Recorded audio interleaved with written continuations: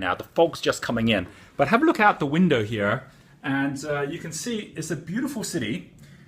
And it's really easy when we're in a city to kind of like, assume it was always here, which obviously it wasn't. In fact, San Francisco, like 160 years ago, didn't even exist. And so you think, wow, it's like, what is it that allows some of us to get into a sweet spot where we can generate incredible things, including an entire city, whereas at the same time, it's so easy for us to end up getting stuck in a situation where we lose everything, or where we end up going too fast, too slow. And so what we do create ends up just disappearing over time anyway. Buckminster Fuller has this great quote, which is, "Controlled time is our true wealth."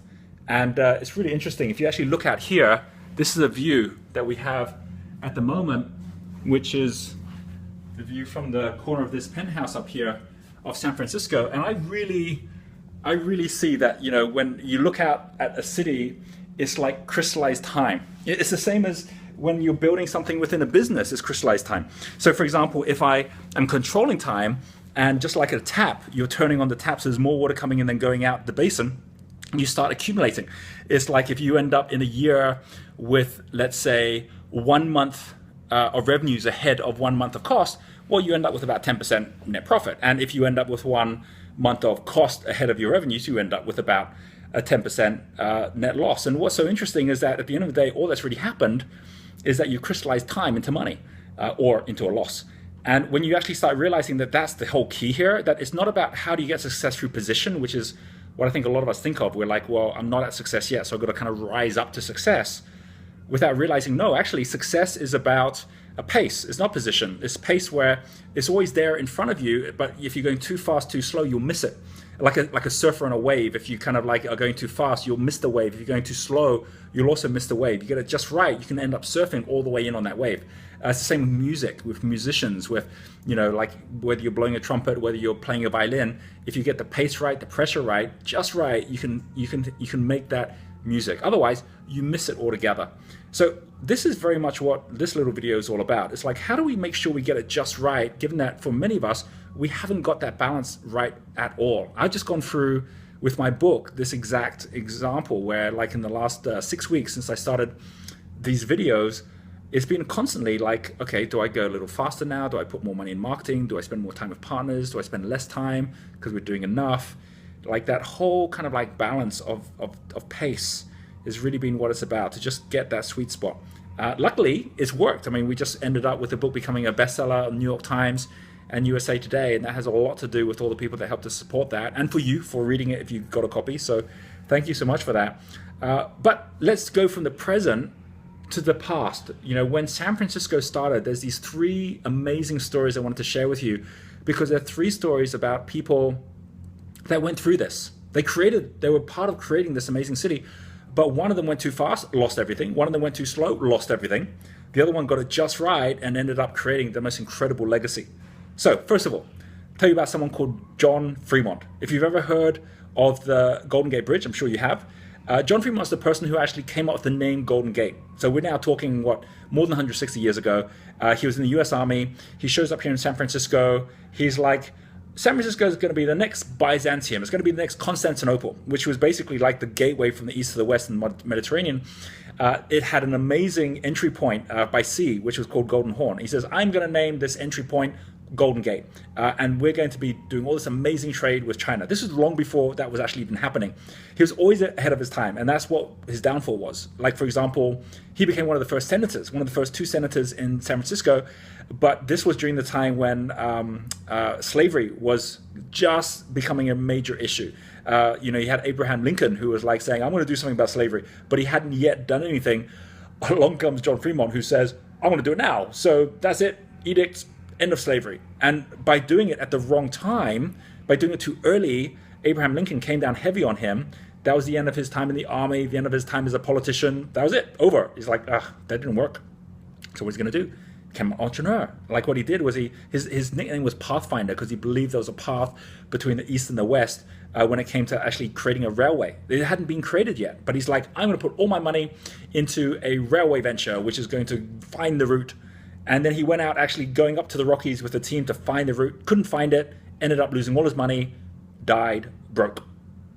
Not a very good story. But that is what happens when you go too fast. So are you going too fast in your business right now? Are you ahead of your time, coming up with something which is a brilliant idea, but it would be better off in 5 years' time? Okay, here's the opposite, right? At the same time, this was again 160 years ago, there was another John, called John Sutter. And he went too slow.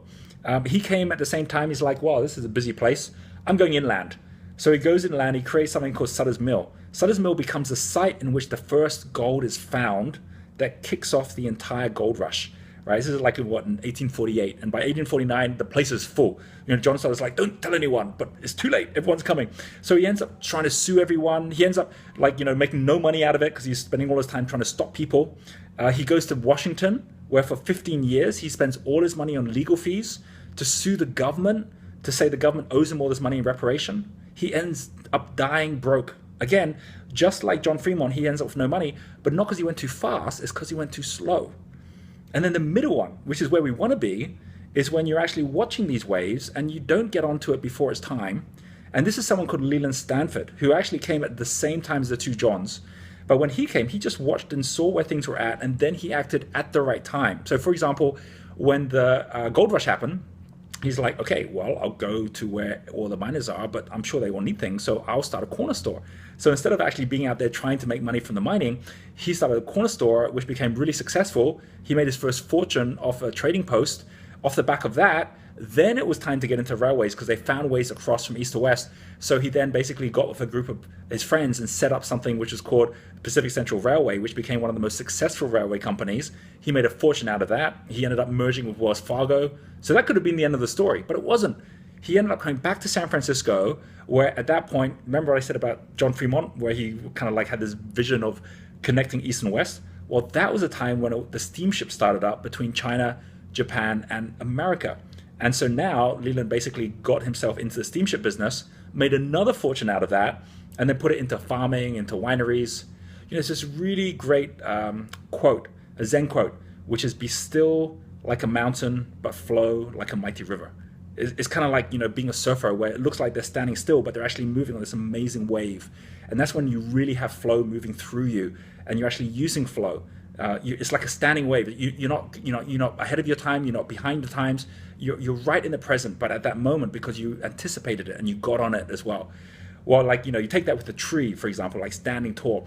He found a really tall tree down in South California. He decided to start a farm up around that tree, and he actually called the farm Tall Tree Farm, but he did it in Spanish, and tall tree in Spanish is Palo Alto. So he set up Palo Alto Farm. And this was now about 30 years after the gold rush had ended. Before 40 years, he says, I'm going to turn the farm into a university. And he started Stanford University. And of course, the rest is history. It didn't end there because universities in those days were having a tough time. Early 1900s, they all got together in university and says, we need other ways to make money than just education. And so they decided to actually turn some of the farm into an industrial park, which they called Silicon Valley. Here, have a look at this, right? This is the view of what happens whether you're going too fast, too slow, you go out and take some kind of an action. This is what happens after 160 years of effort. Here is now San Francisco. And one of the most amazing parts of this story that I'm sharing right now is that the entire gold rush only generated about $300 million in total. That's a lot of money still. But that's $300 million compared to now San Francisco, which has a city GDP, which is the revenue that's generated from San Francisco, of $300 billion every single year. That's like 1,000 times the entire gold rush happening, coming back in here, happening every single year. And then you think, well, that's a lot of money. Well, how about this? The alumni of Stanford, that means that all the graduates of Stanford that went out and set up companies, through Silicon Valley and elsewhere, like Google, HP, Sun Microsystems. Today, the revenues of those companies set up by graduates of Stanford is not $300 billion every year, it's closer to $3 trillion.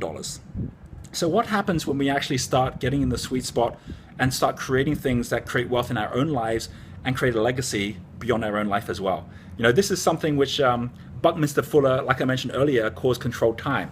And the best way for me to explain that, like I said at the beginning, is there are two types of time. It's like this coming weekend, I'm going to be in Los Angeles. And this is kind of like a moment where we've kind of like slowed time down before getting into it again. It's like when you know you're going to be out there getting busy, and you take that moment out, realizing that there's a different type of time than just every hour is as valuable as each other. In ancient Greece, they had two different types of time. You had one which was called Kairos, and there's a god which looked very much like the Grim Reaper. That was Kairos, that was all about basically chronological time. You know, an hour is an hour. You know, time waits for no man. And if you're in that zone, you're just busy the whole time. But there's a second type of time which kind of intertwined with it called Kairos time, which is like the winged messenger. You know, this is like the winged Hermes, the messenger from God, coming in with like synchronicities, with luck, where suddenly that moment is different, like a football player where they know, oh, one of those moments are coming now. This is a scoring opportunity. You know, when the stories I just shared, there were those moments where they got missed by the two Johns. They got taken by Leland because he actually knew, oh, now's the time. It wasn't before, but now it is. So it's that whole concept that there's a time for everything. There's a time for success. There's a time for failure. You know, there's a time to move faster. There's time to move slower. And within our own lives, you know, our ability to tune into Kairos is really what it's all about. Wow, you know, the last month, you know, going through the whole, you know, book launch, if there's one thing I'm really going to remember, it's going to be my birthday on the 7th of August last week, when I found out the book was a bestseller on the York Times list. And I just took the day off. I mean, I'm like, you know, I'm going to remember this day. It's a memory, so why don't I make it a conscious memory? You know, now I'm here in San Francisco, and there's lots of busy things happening, but, you know, again, taking time out, knowing we're about to jump into more busyness with the Los Angeles event, when we're going to go through these top 10 waves, that's all part and parcel of just getting as much as I can sensitive to how Kairos time is showing up in my life. So how's it showing up in your life? When you're in your genius, you start spotting Kairos time all the time. You start noticing it when it starts showing up in a way that you can't otherwise. It's like tuning into your radio station, where suddenly it's not static anymore. You can hear the rhythm, you can hear the music. And when you hear your music, you can't help but dance. So I want to leave that thought with you as you kind of look at your coming month, the coming year, where you're going to set up those magic moments for yourself. Take this whole concept that, again, your success, your flow won't come as a result of just trying to race higher or rise higher. It will come by you actually either slowing down or speeding up in such a way that you're in tune with the waves around you. And I hope that there's some inspiration here that you can use. I really look forward to seeing you at one of our events if you're coming along to Los Angeles or London. I hope you enjoyed the book, if you got the book as well. Until next time, remember, as I mentioned, it's all about knowing that when it comes to your time, you want to be as still as a mountain, but flow like a mighty river.